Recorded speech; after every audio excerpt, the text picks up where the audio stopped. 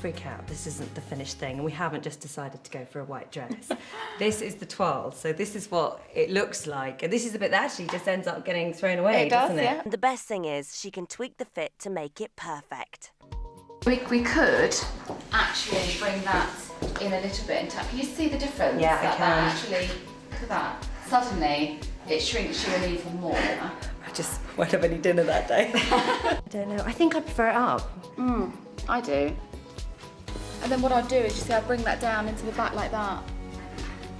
Okay. Dilemma over. Phew. All done? All done, yes. So, this is the final dress, or not the final dress. Now how do I get it off? I'll have to unpin you. And with the magic of telly and a little bit of time travel, here is the dress itself, the end result, and I absolutely love it and feel red carpet ready in it. So thank you, Suzanne.